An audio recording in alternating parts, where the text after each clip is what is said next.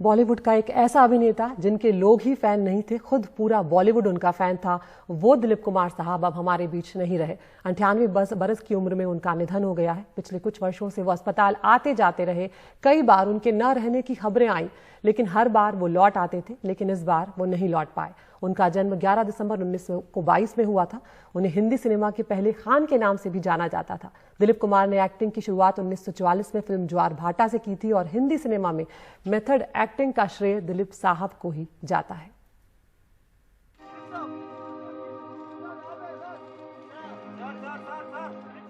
वो एक बागी शहजादा था जो अपनी मोहब्बत के लिए हिंदुस्तान की सल्तनत छोड़ने को तैयार था।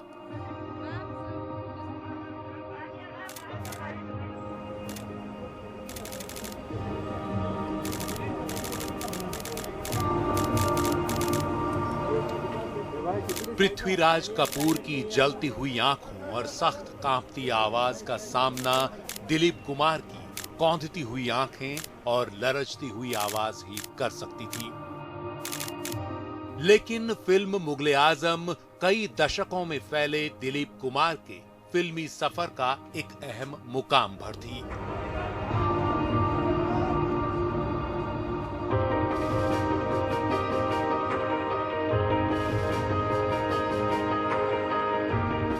दरअसल साल 1944 में देविका रानी के कहने पर यूसुफ खान नाम के एक शख्स ने दिलीप कुमार नाम की शख्सियत हासिल कर ज्वार भाटा फिल्म से जो शुरुआत की, वो हिंदी सिनेमा के लहराते समंदर को बिल्कुल आज तक प्रभावित करती रही।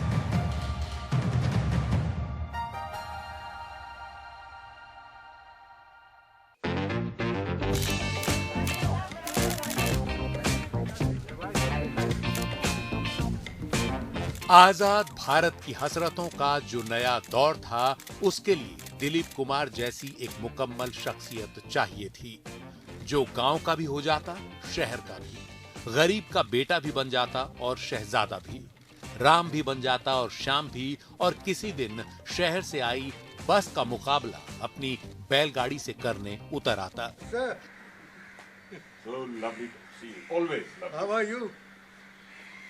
कहने को देवदास जैसी फिल्म ने दिलीप कुमार को ट्रेजेडी किंग का खिताब दिला दिया, लेकिन उनकी शख्सियत और अभिनय के रंग हजार थे।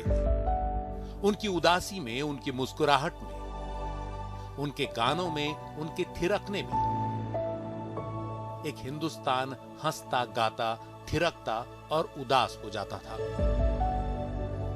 50 और 60 के दशकों में भोले भाले गंवई राज कपूर और तेज तर्रार शहरी देवानंद के साथ ये दिलीप कुमार ही थे जिन्होंने उस दौर की हिंदुस्तानी धड़कन को एक मुकम्मल जमीन दी।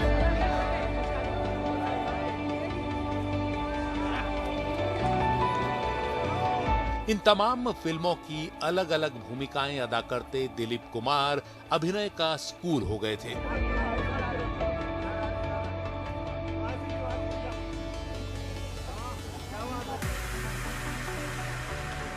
उन्होंने एक सितारे और अभिनेता को इस खूबसूरती के साथ फेंटा कि वो हर फिल्म में किरदार में ढल जाते थे, लेकिन दिलीप कुमार भी बने रहते थे। ये वो चीज थी जिसे बाद में अमिताभ बच्चन और शाहरुख खान जैसे सुपरस्टारों ने उनसे सीखा। अभिनय के बावजूद अपने स्टारडम को बनाए रखना और स्टारडम के बावजूद अपने अभिनय के साथ समझौता न करना।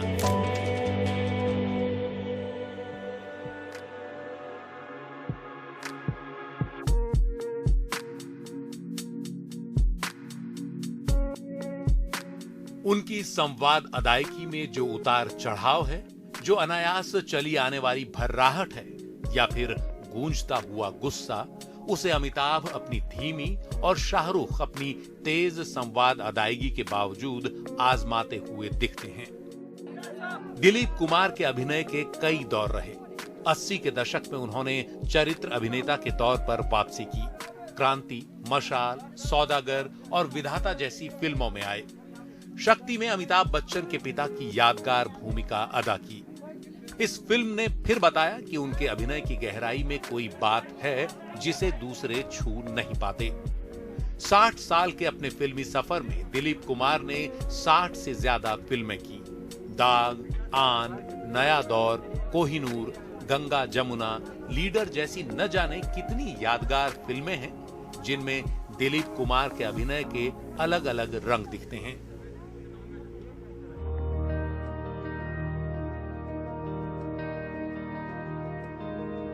दिलीप कुमार पाकिस्तान के पेशावर में पैदा हुए थे। तब वो हिंदुस्तान था। ये 11 दिसंबर 1922 की बात है। जाहिर है पाकिस्तान में भी उनके दीवानों की कमी नहीं थी। 1999 में दिलीप कुमार के दिल का ऑपरेशन हुआ था। इसके बाद उनकी सेहत पहले जैसी नहीं रह पाई।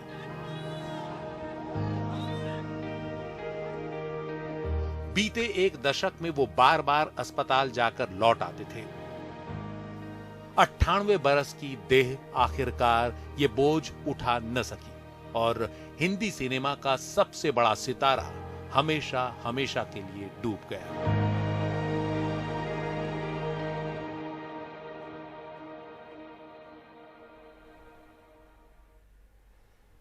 दिलीप कुमार साहब के अभिनय के, उनकी शख्सियत के कई किस्से हैं जो उन्हें कई दूसरे अभिनेताओं से अलग बनाते हैं। उनका असली नाम मोहम्मद यूसुफ खान था। कई बेहतरीन अवार्डों से भी उन्हें नवाजा गया। हमारे साथ जुड़ गए हैं हमारे एंटरटेनमेंट एडिटर प्रशांत सिसोदिया। प्रशांत, ये वो शख्सियत रही, सिर्फ लोग जो उनकी फिल्में देखते थे वही उनके फैन नहीं थे। पूरा एक तरह से जो अभिनेता थे, जो अभिनेत्रियां थे, सब उनके बहुत बड़े फैन थे। और एक तरह से जितने भी एक्टर्स हमने देखे 80, 90, 70 के दशक में, दशकों तक उनको फॉलो करते रहे दिलीप कुमार साहब को। और कहीं ना कहीं अगर हम देखते तो उनकी कोशिश की जाती थी उनकी नकल करने की, उनकी एक्टिंग की। ऐसे थे दिलीप कुमार।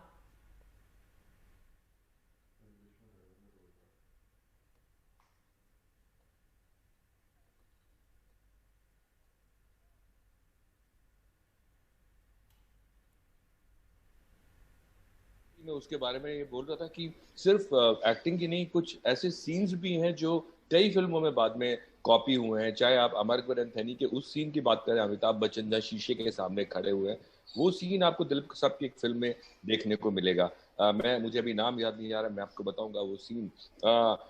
तो उनके जो उन्होंने मेमोरेबल किरदार निभाए हैं, उन किरदारों को देख के बाकी लोगों ने, बाकी एक्टर्स ने एक्टिंग की तो उनसे क्लासेस ली ही हैं, साथ ही उन्होंने उनके सीन्स को वापस से रिक्रिएट करने की फिल्म मेकर्स ने कोशिश की है। खाली एक्टर्स की मैं बात नहीं कर रहा, इवन डायरेक्टर्स, प्रोड्यूसर्स, सब लोग। अभी कुछ वक्त पहले ही मैं एक वीडियो देख रहा था। उस वीडियो में एक दिलीप साहब की जो 25 साल उनकी शादी के हुए थे, दिलीप और सायरा बानो थे, उसका एक वीडियो था। तो जिस गर्म जोशी से वो लोगों से मिल रहे थे, और वो उस जमाने का वीडियो था जब वीडियो कैसेट्स हुआ करती थी। तो जो मैं बोल रहा था कि उनका ना एक अलग ही एक शख्सियत जो उस तरह की होती है कि जिसमें आप कोई खामी नहीं निकाल सकते, तो वो दिलीप साहब का वो हाल था। और उस जमाने में जहाँ पे आप जानते हैं फिल्म इंडस्ट्री में इतनी लोगों के बीच में कंपटीशन होता है, लेकिन एक्टर्स लाइक राजकुमार जो बहुत जिनको माना जाता था कि उन कभी भी किसी के बारे में कुछ भी बोल देते थे, उन लोगों ने, दिलीप कुमार और राजकुमार ने एक फिल्म में, पैगाम में पहले एक बार काम किया, उसके बाद काफी सालों के बाद कर्मा में काम किया। तो जो दिलीप कुमार और राज कपूर दोनों एक ही जगह से आते हैं। अभी कुछ वक्त से हम खबरें भी देख रहे थे कि पाकिस्तान में जो एक जगह है वहां पे उन दोनों की हवेलियां हैं, उनको वहां की जो सरकार है वो उसको आर्कियोलॉजिकल जो डिपार्टमेंट है उनको दे दिया गया और उनको म्यूजियम बनाएंगी। और राज कपूर और दिलीप कुमार आज अड़ोसी पड़ोसी मोहल्ले में थे, वो वहां से आते हैं। दोनों ने आके अपनी अलग एक जर्नी शुरू की। और लोगों को, जैसे आज की डेट में लोगों को एक इंतजार रहता है कि सलमान शाहरुख कब काम करेंगे, ऐसे उस जमाने में दिलीप कुमार, देवानंद या राज कपूर कब साथ में काम करेंगे। और एक फिल्म आई थी अंदाज, जिसमें दिलीप कुमार और राज कपूर ने दोनों ने साथ में काम किया था, उसमें नरगिस भी थी। तो उस वक्त भी ये तीन बड़े स्टार थे और इन तीन बड़े स्टारों को लोगों की नजर रहती थी और लोगों को ये रहता था कि कब इनको फिल्म में कास्ट किया जाए। लेकिन दिलीप कुमार को जो अलग बनाता था वो बनाता था उनका अभिनय। सब अपनी तरह से, राज कपूर डायरेक्टर प्रोड्यूसर से, देवानंद का अपना अलग स्टाइल था, दिलीप साहब का अपना अलग स्टाइल था। लेकिन जो बैक टू बैक उन्होंने फिल्म्स की, आप कुछ देर वक्त पहले मुझसे सवाल पूछा था कि इनको ट्रेजेडी किंग कहा गया। ट्रेजेडी किंग कहने के जब उनको ट्रेजेडी किंग का ठप्पा लगा, उसके बाद जैसा मैं कह रहा था कि डॉक्टर ने उनको कहा कि आपको कुछ हल्की फुल्की फिल्में करनी चाहिए, तो उन्होंने एक हल्की फुल्की फिल्म की और उसके बाद से वो उन्होंने अपने आप को लाइटर कैरेक्टर में उन्होंने अपने आप को प्रूव करना शुरू किया। तो उनके बारे में जो सबसे मुझे लगता है अहम बात ये थी कि अभिनय जो था उनका, वो लोगों के सर चढ़कर बोलता था। वो किसी भी एक अमीर शख्स का किरदार हो, चाहे वो एक तांगे वाले का किरदार हो, चाहे वो एक अनपढ़ इंसान का किरदार हो, या डबल रोल हो राम श्याम का, वो हर किरदार में लोगों को उन्होंने एंटरटेन किया। एंटरटेनमेंट करने के बाद, क्योंकि कई बार क्या होता है फिल्मों में लोगों को स्टाइल पसंद आ जाता है और इसकी वजह से वो सुपरस्टार बन जाता है, लेकिन यहाँ पे स्टाइल से ज्यादा दिलीप साहब का जो था वो था उनका अभिनय। क्योंकि किसी भी किरदार को अगर आप उनका वो नया दौर का वो किरदार देखें जहाँ पे वो तांगा चलाते हैं, तो किस आसानी के साथ वो घोड़े को हाँकते हैं, या किस आसानी के साथ वो डायलॉग बोलते हैं, उनकी डायलॉग डिलीवरी है, बिल्कुल, वो उनकी एक खास बात थी। और उसी अंदाज को प्रशांत कहीं ना कहीं बाकी के अभिनेताओं ने भी फॉलो करने की कोशिश की, जैसा कि आप जिक्र भी कर रहे थे। और सिर्फ ट्रेजेडी किंग के नाम से भले ही उन्हें जाना गया हो, लेकिन हर तरह के अभिनय में उन्होंने जान डाल दी। और चाहे वो उनके अगर डांस पर आए, चाहे गिने चुने ही डांस उन्होंने किए होंगे, नैन लड़ जाई है और उसके अलावा उड़े जब जब जुल्फे तेरी, लेकिन जब वो सामने आए तब एक तरह से समा उन्होंने बांध दिया। ऐसे थे दिलीप कुमार। एक छोटे से ब्रेक के लिए रुक रहे हैं और खबरों का सिलसिला भी जारी है।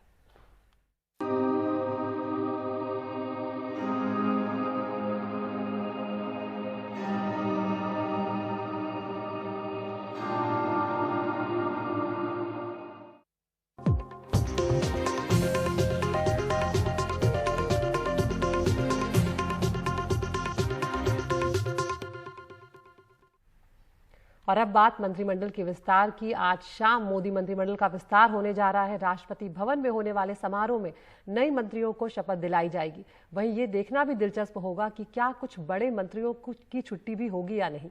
इसके अलावा ये भी माना जा रहा है कि आने वाले 5 राज्य, जिनमें उत्तर प्रदेश जैसा महत्वपूर्ण राज्य भी शामिल है, उनके विधानसभा चुनाव की छाप या उसका प्रभाव मंत्रिमंडल विस्तार में देखने को मिल सकता है। बहरहाल ऐसे कई नेता दिल्ली पहुंच गए हैं जिनको मंत्री बनाए जाने की खबरें आ रही हैं। सूत्रों के मुताबिक यूपी से जिन्हें मंत्री बनाया जा सकता है उनमें अनुप्रिया पटेल, पंकज चौधरी, रीता बहुगुणा जोशी, रामशंकर कठेरिया और वरुण गांधी का नाम शामिल है। वहीं अगर मध्य प्रदेश की बात करें तो यहाँ पर सरकार में बीजेपी की वापसी में अहम भूमिका निभाने वाले ज्योतिरादित्य सिंधिया भी मंत्री बनाए जा सकते हैं। वो भी दिल्ली पहुंच चुके हैं। बिहार से एलजेपी के सांसद पशुपति पारस को मंत्री बनाया जा सकता है, जिन्होंने हाल ही में एलजेपी में बगावत की है अपने भतीजे चिराग पासवान से। वहीं अगर राजस्थान की बात करें तो वहां से राहुल कांसवा, सीपी जोशी को मंत्री बनाए जाने की खबरें आ रही हैं। इसके अलावा असम के पूर्व मुख्यमंत्री, जिन्होंने अभी विधानसभा चुनाव में जीत में बड़ी भूमिका निभाई है, सर्बानंद सोनोवाल, उनको भी मंत्री बनाया जा सकता है। तो ये वो नाम है जिन पर खास तौर से नजर रहने वाली है आज के मंत्रिमंडल विस्तार में कि किसको क्या मिलता है। कुछ और नाम भी रहने वाले हैं। और यहाँ पर हम ये भी जानते हैं कि 2019 में दूसरी बार सरकार बनाने के बाद प्रधानमंत्री नरेंद्र मोदी पहली बार यहाँ पर विस्तार करते हुए मंत्रिपरिषद का करने जा रहे हैं। और ये भी माना जा रहा है कि जो नया मंत्रिमंडल होगा उसमें ओबीसी का प्रतिनिधित्व बढ़ने के आसार हैं। साथ ही साथ कैबिनेट में महिलाओं की भागीदारी बढ़ाने पर भी फोकस होगा, ये भी सुना जा रहा है। कई ऐसे मंत्रालय हैं जहां पर कई ऐसे मंत्री हैं जिनके ऊपर ज्यादा भार है, एक से ज्यादा मंत्रालय हैं, उनका भार कम किया जाएगा। कई ऐसे मंत्रालय हैं जिनका कामकाज की समीक्षा प्रधानमंत्री ने पिछले कई दिनों से की है। कई बैठकों में अलग अलग मंत्रालयों के कामकाज को देखा है कि किस तरह से क्या अब तक का परफॉर्मेंस रहा है। तो कुछ मंत्रियों पर गाज भी गिर सकती है, कुछ को आराम भी दिया जा सकता है और कई नए चेहरों को भी जगह यहाँ पर दी जा सकती है। साथ ही ये भी कहा जा रहा है कि सबसे युवा मंत्रिमंडल जो है वो यहाँ पर होने जा रहा है। कई राज्यों में 2022 में हम जानते हैं कि विधानसभा चुनाव आ रहे हैं, तो चुनावी राज्यों की जो नेताएं हैं, उनको भी कैबिनेट में जगह मिलनी लगभग तय है, क्योंकि वो बहुत महत्वपूर्ण होगा चुनाव की रणनीति के हिसाब से। चुनाव के साथ साथ अनुभवी नेताओं का एक तरह से संतुलन बनाने की कोशिश यहाँ पर की जा रही है। इस तरह की खबरें भी आ रही हैं। तो कई संभावित नाम जो हैं वो हम आपको दिखा ही चुके हैं यहाँ पर कि क्या कुछ रहने वाला है, जिसमें अनुप्रिया पटेल का नाम है, पंकज चौधरी का नाम है, शिव प्रताप शुक्ला का नाम है जो राज्यसभा सांसद हैं, रीता बहुगुणा जोशी का नाम है जो प्रयागराज से सांसद हैं, वरुण गांधी का नाम है, ज्योतिरादित्य सिंधिया का नाम हम आपको बता ही चुके हैं, रामशंकर कठेरिया है जो इटावा से बीजेपी के सांसद हैं, उनको मंत्रिमंडल में जगह मिल सकती है। लल्लन सिंह हैं जो सांसद हैं जेडीयू के मुंगेर से। आरसीपी सिंह का नाम लगातार चल रहा है, जेडीयू अध्यक्ष हैं। तो इस तरह से जेडीयू को लेकर भी कहा जा रहा था, उन्होंने 4 सीटें, 4 एक तरह से मंत्रालय मांगे थे, या कहा जाए कि 4 उन्होंने पद मांगे थे, लेकिन यहाँ पर ऐसी खबरें हैं कि 2 पर बात तय हो गई है। तो जेडीयू के 2 जो नेता हैं उन्हें मौका मिल सकता है।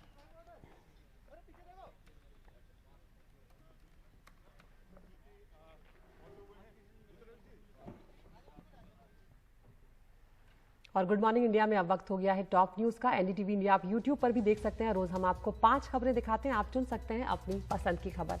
तो पहली खबर आज एक दुखद खबर आई, नहीं रहे हिंदी फिल्मों के ट्रेजेडी किंग दिलीप कुमार, आज सुबह उन्होंने अंतिम सांस ली है। दूसरी खबर आज शाम मोदी कैबिनेट का बड़ा विस्तार होने जा रहा है, कई नए चेहरों को जगह मिलने वाली है, महिलाओं का प्रतिनिधित्व जो है उसे भी बढ़ाया जा सकता है। तीसरी खबर दिल्ली दरबार में हो गई पंजाब की कलह पर सुलह, ये सवाल अभी भी बना हुआ है। कैप्टन की सोनिया गांधी से मुलाकात के बाद क्या अब ये मामला पूरी तरह से सुलझ गया है, ये अभी भी सवाल है।